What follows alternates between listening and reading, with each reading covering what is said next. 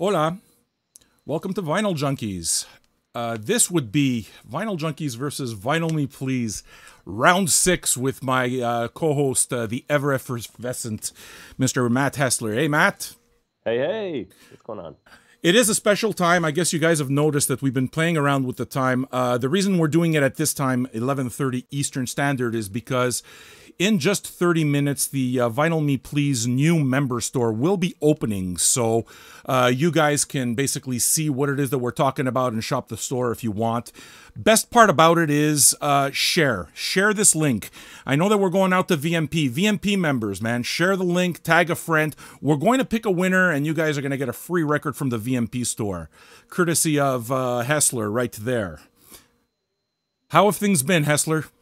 They've been great. I'm a little travel weary. I spent most of last week at South by Southwest in the lovely Austin, Texas, and it's You had phenomenal. But there's so much music to see. It's kind of too much. If I'm not wrong, well, I know I'm not wrong. You guys did your own showcase, right? Is this the first time that Yeah. Vinyl Me Please has their showcase? You've been there in the past, but is this the first time that you showcase your own artist roster?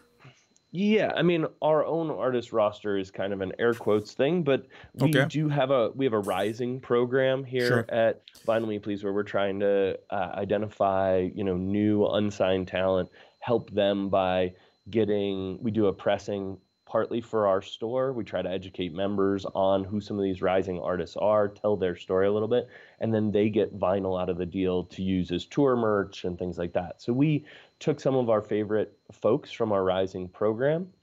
We were able to get them together for a showcase last Thursday night at Empire in Austin, and it was just a great time. It was Ness Night, Tye Harris, rapper out of Dallas.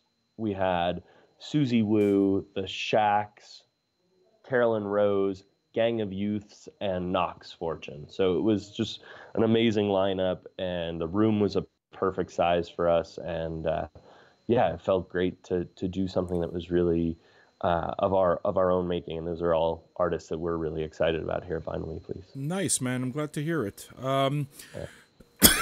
You'll need to excuse me. My rheumatism medicine gave me a little bit of the case of the coughs. Truly unprofessional, but on the other hand, it makes me enjoy this show a whole lot more. What have you been listening to this week? Or actually, can I tell you what I've been listening to as a direct result of you, Matt? Hell yeah. Mr. Hessler, the thing that I like most about the programs that you and I do together is when you just send me a blind pick after we've spoken, Mm-hmm. because you're trying to get common ground and you're trying to introduce me a little bit more into your world. The one I keep referring to all the time where you really got me all in was the Daniele Lupi last year, which Mm-hmm. Milano, that's right. yeah, I play that. I still play that, and it's still it was probably the biggest surprise off my radar record of last year. And wow, man, this year Dreamwife. Really, you're digging the Dream Wife. I listen. I know I didn't ask for it, and it's not something that would have been on my radar. As I was discussing last Saturday with Kim on our regular Saturday show, the whole art rock thing is fraught with a lot of pitfalls. Things can go wrong, right? Because it can get Mm-hmm. easily pretentious, and there's a whole lot of things that can happen. So you got this kind of like group, this trio of females that met in art school, and one's from Iceland, and it kind of like all fits the perfect pitchfork profile, right? Mm-hmm. And whether that's fair or not, it kind of like keeps it immediately excludes it from what I would normally just find curious or interesting. In other words, if you wouldn't have sent me this record, I wouldn't have discovered really my favorite, if a quote unquote Riot Girl album of the year so far. Man, Good. there's some Donnas in there, and Yeah. there's a little bit. The singer's Icelandic, Mm-hmm. and wouldn't you know it, there's a little bit of that Bjork in there too when she sings on some of the quieter tunes. There is indeed. Yeah, that record, it's just all over the place too. You can like get yourself really amped up and have high energy, moments with that record, but there's some down tempo stuff that I think is pretty chill as well. But I really like what those women are doing. Well, look, I know that it's not one of your new releases, but honestly, that's the thing that I would put in my cart immediately because I find that record, Dreamwife, it's anthemic with I am not a body, I am somebody. So it's anthemic and really perfect for this time. And I think further than that, I really appreciate when a band can just come out and you can see very clearly what they're borrowing from, right? So you can hear the Blondie influences and you can hear, the Donnas and, Juliana Hatfield and a whole lot of other stuff. But it doesn't sound derivative at all. It's really their own thing. And if anything, they take, that trio, that female trio, I think of L7 also, and kind of like bring it forward. I agree. It's a better, like you said, there's plenty of homage in there and you get all those sounds, but it stands on its own and it's really good. I know we have some of those left. I don't know how quickly they'll go today. Originally it was a limited to 500 pressing. So, I mean, they're still a fairly new group and didn't have huge acclaim. So we didn't go really deep with our kind of limited edition vinyl. But I think if people want it, they should scoop it up. I think it'll be gone in the next couple of days because we sold through a lot of that last month. But that record rules. You want it. Yeah. You want to scoop it. It's what I was telling Kim also is I'm not sure. Look, I don't go to the festivals, and to me, all of them wash into the only festival name I ever remember is the Coachella Festival. But I know there's a whole bunch of them here in Montreal. Oh, yeah. There's one called Osheaga, and the only thought that comes to mind is that if Dreamwife hits those festivals, they will clean up. Oh yeah. It's the kind of music that's instantly accessible and will make an instant fan of you. There's enough hook there. I mean, it's got that grit, but it's got enough hook there to kind of, I am not a body, I am somebody, and they sing exactly like me, so you can understand the appeal, of course. They sound exactly like you. Yeah, man. So, Junkies putting out the second best Riot Grrrl record of the year. I try. All right, look, man, I really like the game that we play, and the game that we play is basically what's in your cart. The Vinyl Me Please online store for the month is opening up in 22 minutes exactly. Visit our link below or app.vinylmeplease.com. And what me and Matt will do is pick $100 worth of records without going over the 100 limit.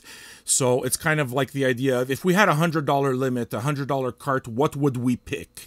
What stays off the list? And you guys, why don't you play along and tell us what would be on your cart? And you know what? If you share this and you comment and we see you out there, you're actually going to win one of your picks. If you're a VMP member, we'll just add it to your regular subscription and you'll get it for free. Right, Matt? Yep. You want to get festivities going? What's the first record on your list, Matthew? Yeah, and I thought I'd clarify just if there are people seeing this for the first time. So the way we do the Vinyl Me Please store, because the store is open kind of all the time. Okay. But once a month, we refresh our inventory. And so today is that day, noon Eastern, like you said. We always, kind of try to make each month a special shopping experience the same way we do the record of the month in that, you're going to be able to go and peruse some new titles. So yeah, with that, there was a lot of really pretty affordable stuff this month. So I got to go a little bit deeper and I got myself 5 picks, which I'm holy smokes pretty stoked about. Yeah. Albums are like you had to get into the single. You probably got singles, right? There's just there was a lot of stuff at $18-19. It allows you to slide that 5th album in. Let's hear it, brother man.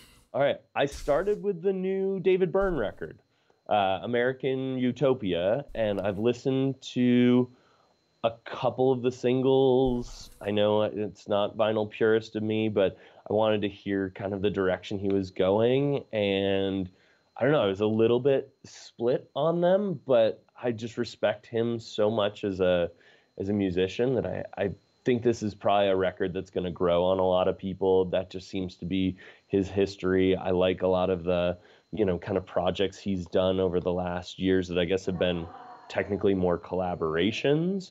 But so this is, I guess, his first solo album in 14 years. Okay, yeah. And I'm excited to hear the whole thing, and it's just something I want to own on vinyl. So that was my first pick, and I think it might be the most expensive record in my cart out of the five, and it came in at $22. So Well, David okay. Byrne. So I guess that's why it is that you're able to calculate five of them. Taking a look at this list, I mean, one obvious one, kind of filling my retro memory catalog, would be Cranberries. No need to argue, because I would take anything. I would those two first Cranberry records. Came out during the '90s, and it was a pretty tumultuous life. And I've referenced the fact that music is very often kind of like the calm, the calm within the storm type of thing, and it's kind of like, okay, Sure. even if the anchor's not down and things are going rough in your life, that music is still, even though it hurts when you're listening to it, when you think upon it later, there's a certain pleasurable nostalgia, and the Cranberries would be one of those bands for me. Dolores O'Riordan's just got this pleading voice, and it's like, do you have to let it linger? Do you have to let it linger? And Zombie was just such a monster song that I bought those first two and played them to death. And having it on vinyl is just one of those things where it's always been a soundtrack, and I haven't heard them in years because I don't have them on vinyl. And I think about the Massive Attack catalog, right? Or I think about the De La Soul catalog, or for that matter, the most excellent Erykah Badu record you guys just put out, right? You Can't Use My Phone. And it's just, you're filling in these gaps. And for me, the Cranberries would be one of those gaps for a 90s listening, I agree. I mean, that record was, I get pretty nostalgic for that record as well. So that's a solid pick. I don't know. I didn't include it in my list, but I'm probably going to buy it. I can see why. I don't know who did the reissue, though. I don't have any of those notes, but it'd be interesting to see. You're up next there. Hessler, you're up. What's up? So do you know anything about Duran Jones and the Incantations? I feel like this is a thing that might be No, on your radar or might not. So it is not. I'm all ears. it's an interesting story, and I haven't done a ton of the research on like what label they're on and some of that, but I've heard the story is kind of an urban legend, and then I heard lots of people saw them at South by Southwest last year and absolutely loved what they were doing. But this record, it's self-titled. Duran Jones and the Incantations is the artist and the album name. It was released, I think, in 2016, and they're re-releasing it. I think it just flew under a lot of people's radar, and I don't think there was a vinyl pressing when it was originally released. So they're now re-releasing it for 2018. But I've been on this record for a while. And what's the name of the band again? Duran Jones and the Incantations. Are they and American? It's like, they are, and it's like very soulful. It definitely has kind of a throwback sound. This is a band that I think you would connect with for sure. I think they've got a pretty interesting story. The guy who is now the front man and the band's namesake, Duran Jones, he was originally went to college as an alto saxophonist. Okay. And he was playing saxophone in this band. This is a maybe urban legend, but this is the story as I've heard it, is he played saxophone in this band. The band at the time was just called The Incantations, and they would occasionally have him drop the sax and come up and sing a cover of Sitting on the Dock of the Bay. Okay. And he just did a great Otis cover.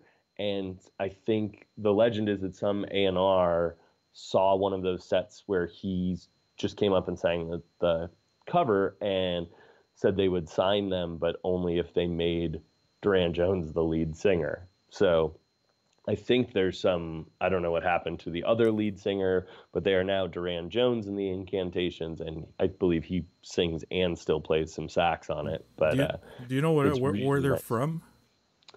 I think the band was formed in either like Indiana or Illinois, but it was a college project for these guys. Illinois or Indiana soul. Wow, that would be Yeah, interesting. And what label yeah. is it on? That I don't know. I think they might be on one of the secretly Canadian sub-labels, but I don't. Rosters, okay. Yeah. No, I'm not familiar at all. I mean, you've put it on my radar. You can pick that up. What now? It's 14 minutes on. Now it's my next pick, right? My next pick Yep. is Thundercat Drank. There's no doubt there. 2 LP. I don't care what color the vinyl is, but Kim and I were talking about it on Saturday's show, and how it's basically drunk, just slowed down and just melted, or that's the way she Hmm. described it. But the fact is I haven't heard a note of it, and I've come to expect that whenever I approach, or whenever I drop the needle on anything Thundercat does, because I wasn't sold on Drunk right away either. It's not Hmm. the types of sounds I was expecting, and he sold me, and he sold all of us, right? You think of that tune. I'm sorry, I'm not good with names, but I think it's called Them Changes, right? Hmm. Nobody moves, there's blood on the floor. Bow, bow, bow, bow, bow, bow, bow. Dude, that tune became a stripper anthem type of thing. From what I've heard. And it's like, God damn, if that's not true, if it doesn't have kind of like that groove. And Yeah. even the thought of him adding, who was it, Kenny Loggins and Michael McDonald, right? And Hmm. writing that whole yacht rock thing, that's absolutely not the first source material I think of when trying to, extract something cool to make.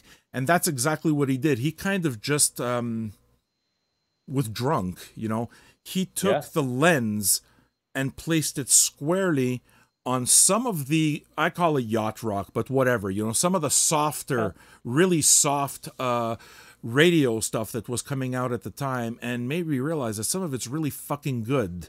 Okay, my friend Jeff actually does the publishing for a lot of the Thundercat stuff, right? Oh, He nice. puts that stuff like in movies and ads. And Hmm. where was I going with this story? Oh yeah, what it is that he was telling me as they were building this, and as they were putting together Drunk, was that he was actively looking to make contact with Gino Vanelli, Really? because yeah, man, because he wanted not only the Kenny Loggins, and I don't know if it's Kenny Loggins, but one of those Kennys, and Michael McDonald, but he wanted to do the same thing with Gino Vanelli. And Gino Vanelli is a Montreal boy. Further than Okay. that, he's a St. Leonard boy. He is an Italian boy. The guy's the pride. He was the pride of St. Leonard when I was growing up in the 70s and 80s. Believe me, man, people like just to give you an idea, the Greeks here loved him too. Just he was Mr. Ethnicity here because he was local boy done good, right? So Hmm. he was playing a show, and he can play any show now. He's kind of like, his career has kind of gone jazz, but at one point he was doing a show, and this Greek and Italian girls from here, first generation like us, they kind of Hmm. have the same type of culture, same. So it's just, hey, I heard you can get tickets, right? You Right. have to get me tickets to Gino Vanelli. When I heard he was gonna play Place des Arts, I was gonna shit my pants, dude. This is coming from like a 35-year-old woman.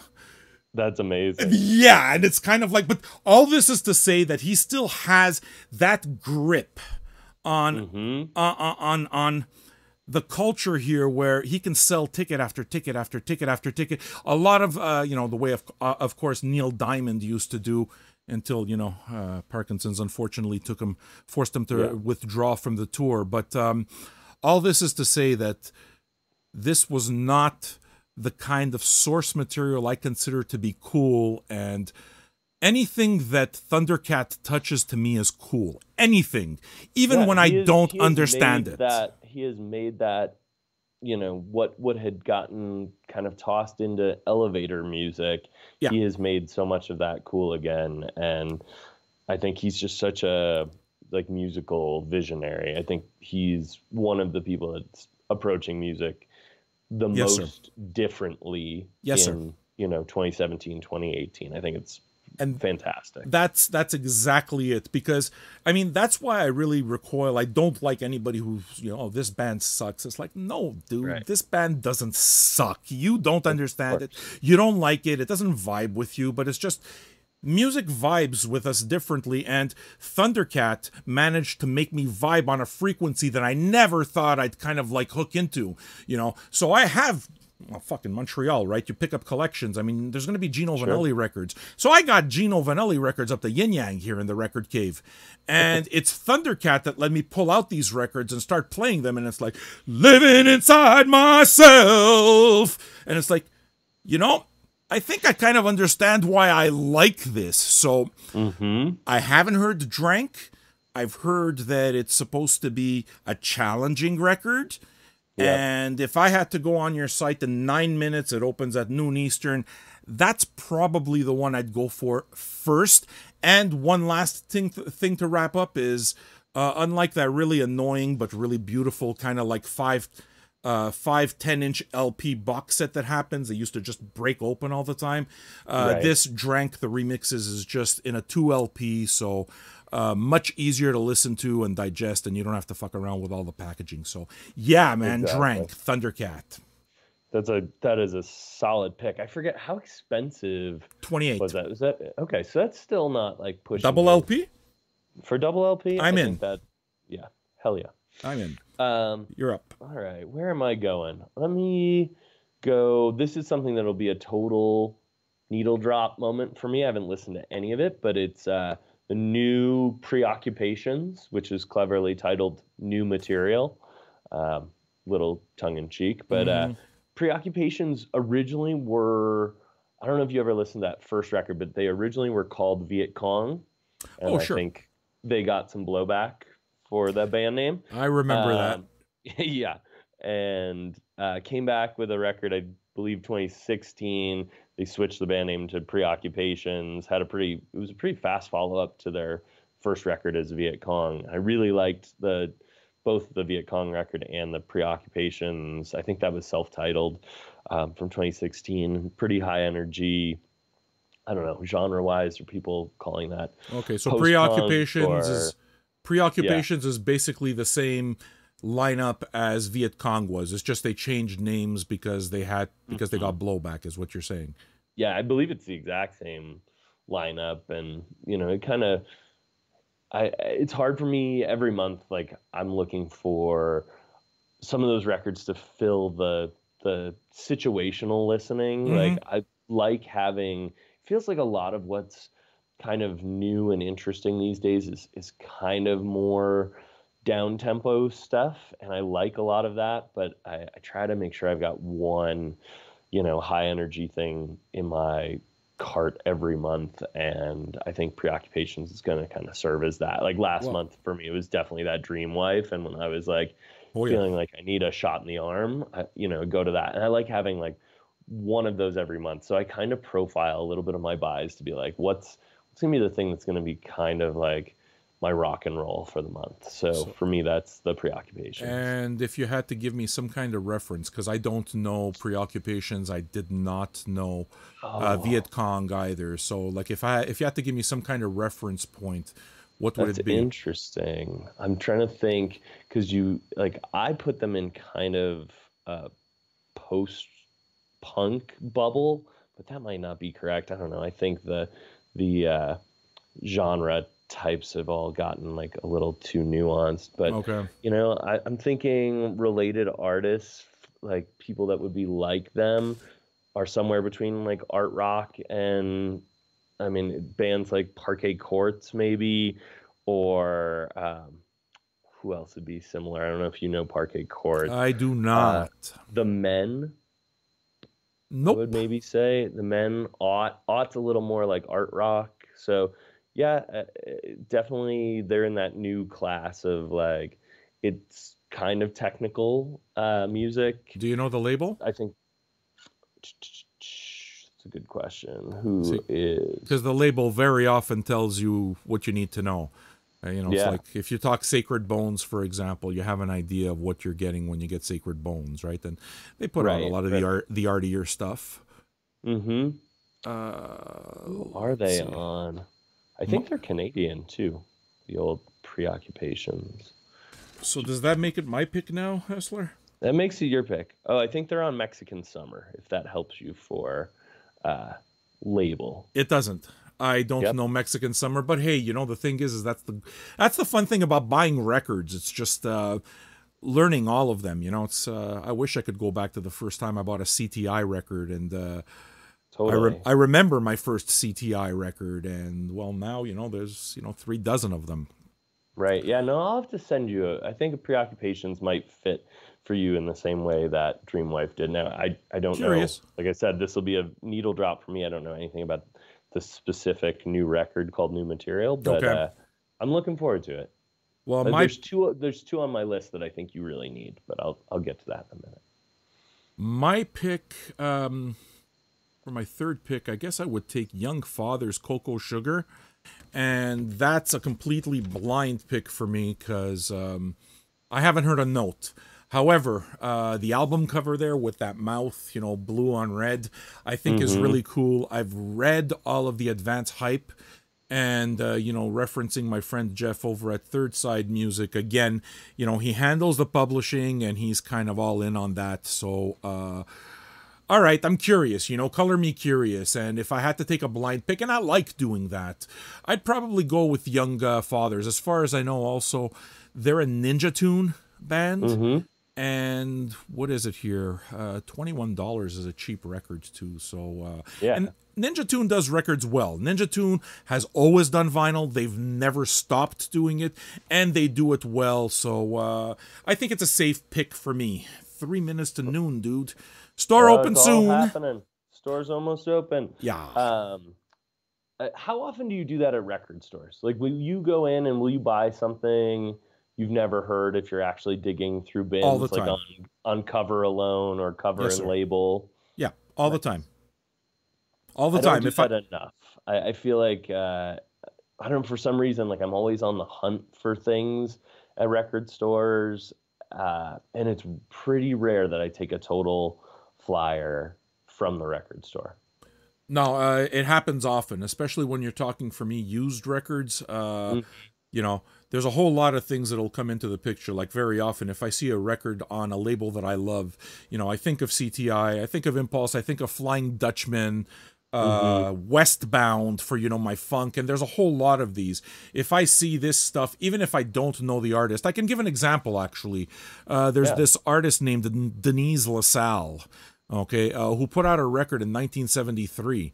And I don't know this Denise LaSalle from anywhere, like never knew. But when I looked at the record, she had kind of like a fro happening, and it was published on Westbound. So, Westbound is funkadelic. It doesn't look Yeah. like it's going to be funkadelic. It doesn't quite have that Betty Davis look, at least. It looks a lot Right. softer than that. But it's being published on Westbound, and Westbound can really throw funk down. So you go in and you try it. Okay. In the case of Cocoa Sugar, it's exactly that, right? Young Fathers. I keep hearing about it, and Mm-hmm. I'm curious. So the worst thing that can happen is, you know what? You spend the $21 on the record. If it doesn't go right, you trade it to somebody, you give it to somebody, you sell it, and Totally. you buy something else. Who cares? There's Right? some great studies too on like the things that our brains connect with, and they always say that there's big analogies to ordering food in a restaurant, right? So if you go to a new restaurant and Mm, you order a thing that you always get, right? It's Italian restaurant. I'm gonna get the chicken parm because I always get chicken parm at an Italian restaurant. Your brain gets excited for it before the food is served because you've got point of reference, and it's the thing you always get, and sure. you love your chicken parm. But they say that categorically, even if it's a new restaurant and it's a great chicken parm, you're less likely to remember it. Whereas if you go to this restaurant and you order something off the menu that you've never had and you have no Uh huh. expectations, Good or bad, you're more likely to remember the meal because you're exposed to something new. And I think there's No like a doubt. really interesting parallel in music, that some of the stuff that I've come to love the most was because it was a totally new experience. And I need to just roll those dice more often at the record store. It's fun, and you know, on top of that, it's such an easy thing to do because there's so much of it out there, and a lot of the Yeah. times the only thing that separates the, you know, popular records from the unpopular records is that people don't know about them.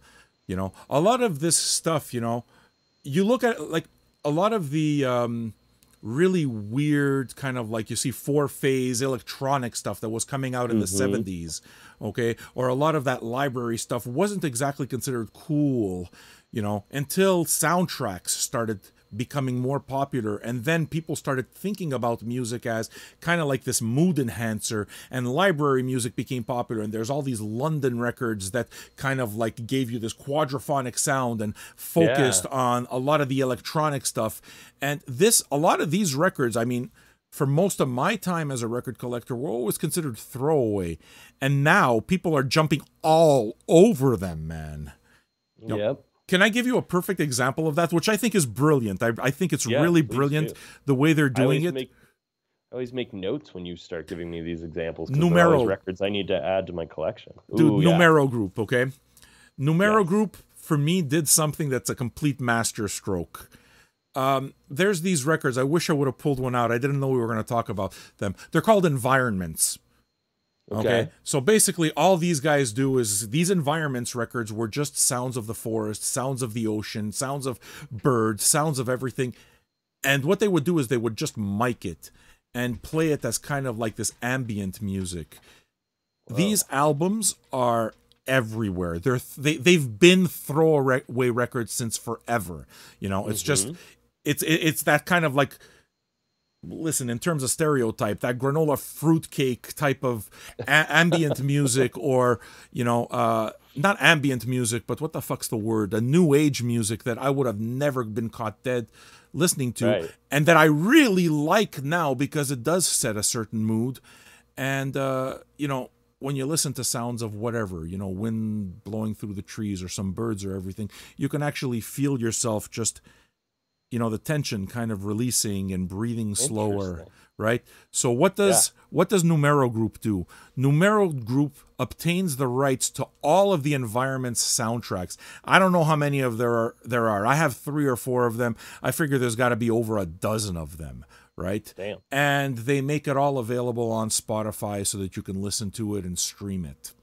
And they put a few ad dollars behind it and say, hey, you know what, you want, you know, the sounds of nature, or you want something that's really ambient and cool, you can listen to that. I thought that was the most amazing thing in the world, that just automatically took the lens on something that was Yeah. forgotten, and it's like, oh, wait a second, this is actually really cool, you know. I bet you it gets a ton of streams of people like listening to it to sleep. Oh yeah, it's perfect You for know, that. like I know, yeah, people that like pay money for those like white noise or want those kind of sounds of nature. I bet you that's actually really nice for like you just put on in your headphones to fall asleep. Well, environments on record, they're on vinyl. Those are pretty much the ones that, you know, the ones that I remember most in terms of a series, because you know the font all looks the same, and Hmm. Master Stroke by Numero. Numero. Yeah, definitely. I'm not Those sure guys they'd put. always know what they're doing. I wonder if they'd put money to repress that stuff though. That would be bold. I'm not That sure would they'd be go bold. there. Yeah. But you know what? Hey, Light in the Attic did it with a lot of completely unknown to me new age music, and that first new age box set that they put out was all artists that I did not know at all, and I loved it. I was completely so. The way I see it is, if Light in the Attic can do it, and they're excellent curators as well, I'm pretty sure that Numero, if they put their mind to it, they'd probably be able to come up with something that nerds like me, at least, would want. You know? I mean, a cool little box set of it. Like they do the packaging. Numero always does an amazing Yeah. job. They always do those big, you know, kind of dense box sets. So I wouldn't be surprised if they put something like that out and did a first class job with it. I would love to go back. I can't wait to go back and see what it is exactly that got us to talking about I know. environments, because I don't remember where all of this conversation I think well we're went. talking about like weird exposure to new music actually, which transitions me to my next record because I Beauty. was thinking about this where I was like it it is one of the things that I love and I'm super fortunate. I work with lots of people that have great ears for music and are constantly seeking new things. So it's not rare that I get exposed to something new that I really like. Hmm. But what I thought was interesting is the next record I picked was something new to me, but I didn't realize this guy actually has like 4 or 5 records out, maybe more. He's a Sacred Bones artist, and his Okay. name is Eamon Dune, or Eamon Dunes, I guess it's plural. Okay. The new record's called Freedom. We're doing it as a $19 exclusive through Vinyl Me Please. It's a very cool looking pressing. Like I said, he's several records into his career. I've listened to a lot of like the back catalog since kind of Okay. discovering a few of the singles off of this record.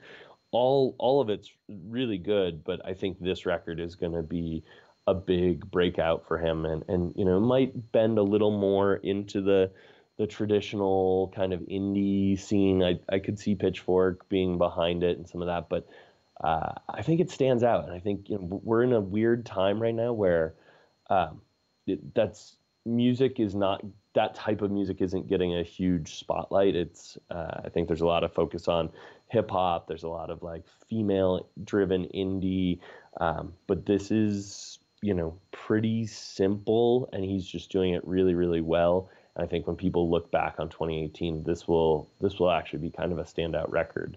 Amen Dunes is one of those artists that I've heard about since the very beginning. Why? Because, I mean, firstly, I respect Sacred Bones as a label, and I For sure. respect that they'll always do something that sounds a little bit different, and they place their stamp with the music that they put out. And when I think of that, I think of a label like Temporary Residence, where Mm-hmm. Temporary Residence just curates a certain type of music with a certain type of style and just does it well, where you know that you're going to get consistent quality. It's the same thing with Sacred Bones, but I don't know the label, as well as I do, let's say, a Temporary Residence. And Yeah. Amen Dunes was always an artist that I was curious about. Is that the guy's name? Is that the band?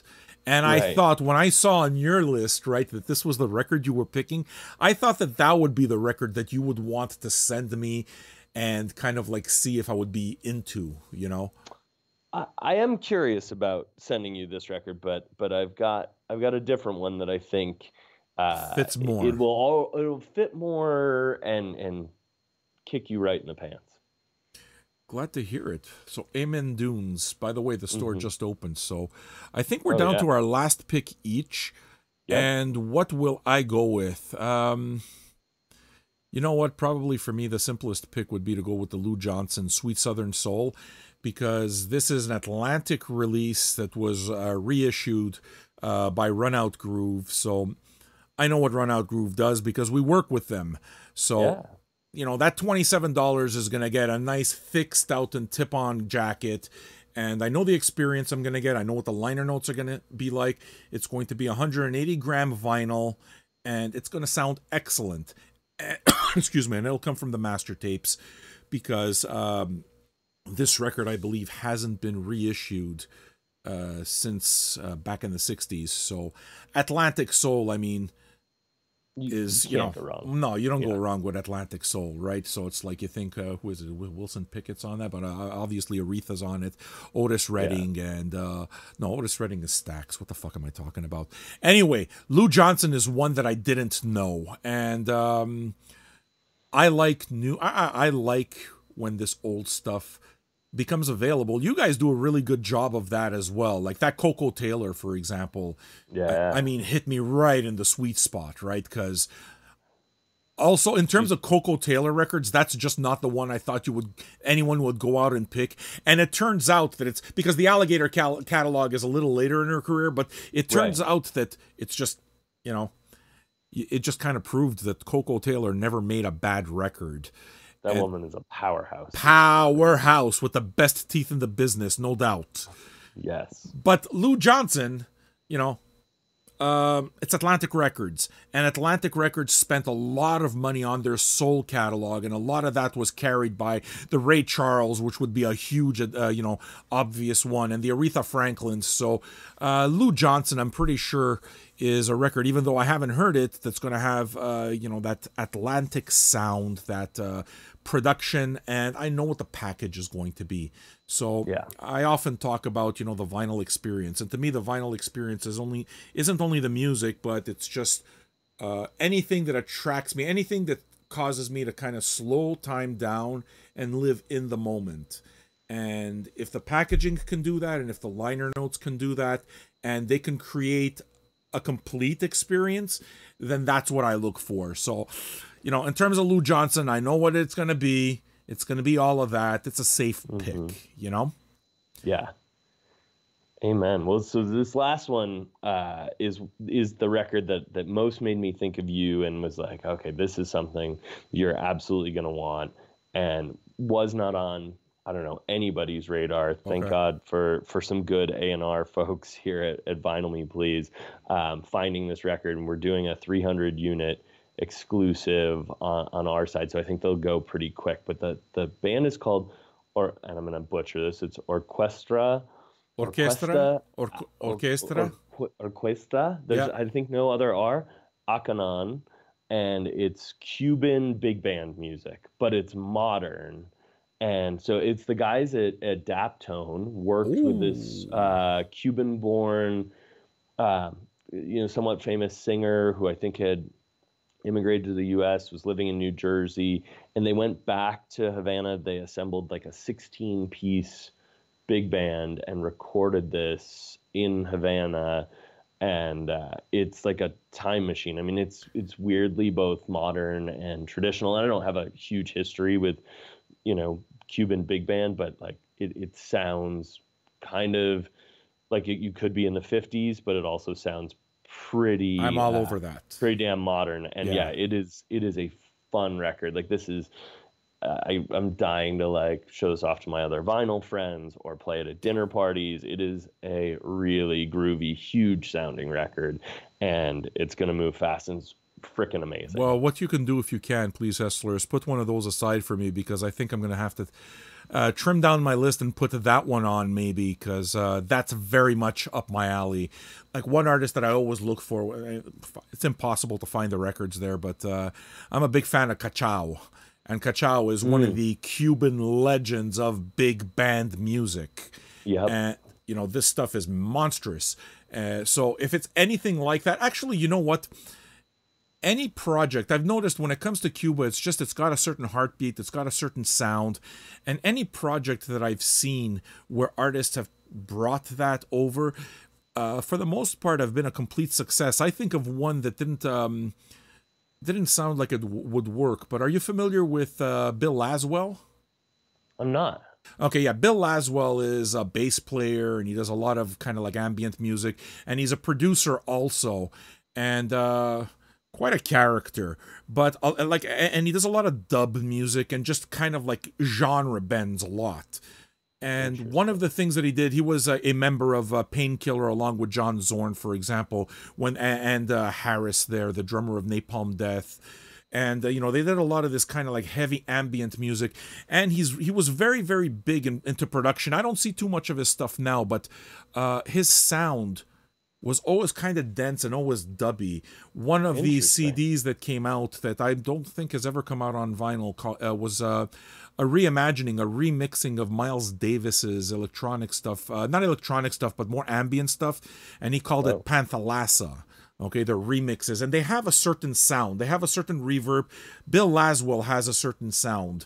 In any case, one of the things that he did around the same time that all of the popular Cuban stuff came out, like the Buena Vista Social Club, for example, or Compay Segundo, and all of those, was he put out a record called Imaginary Cuba, where he took a lot of this old Cuban stuff, and you know how dub is basically instrumental, kind of druggy Jamaican music, right? Reggae type of thing. He kind of did exactly the same thing, but with Cuban music as the base. and just Whoa. rocked the fucking hell out of it, right? Nice. I'm not sure why it is that I went that far into my stretch, but all of this is to say that anything Cuban-based is probably going to pique my interest, and please put one aside for me. I will. Excellent, man. I mean, let's assume it's 10:15, so I'm hoping they haven't all sold out at this point. But if they haven't, I will get a few of these set aside because I sure as hell want one. Well, look, guys, you sold me on it, no doubt. Look, like I said, we're going to be picking a winner from this. So if you enjoyed the show, or if you didn't enjoy the show, just share it. Share the show, tag somebody you think that likes music on vinyl, and we will pick a winner next time we speak to Matt. Matt, it's been fun as usual, man. It's been amazing. Thank you for having me, and I am totally stoked. There's a lot of great stuff in this month's store, so it's kind of fun to do it like as it's opening, and hopefully this is a good look for it might people be a thing, interested in checking stuff out. Yeah, maybe no, this it's is a thing. It's a really good thing because some of the people are just catching it live now, and it's like 12:15 right now. So yeah, it's like it's been open only 15 minutes. So yeah, I'm curious to see what I'm curious to see what vinyl people will think of it. But thanks, thanks for suggesting the experiment, man. Hell yeah! Thanks for hosting. Yeah, brother. We'll do this again next month. All right, man. Looking forward to it as always.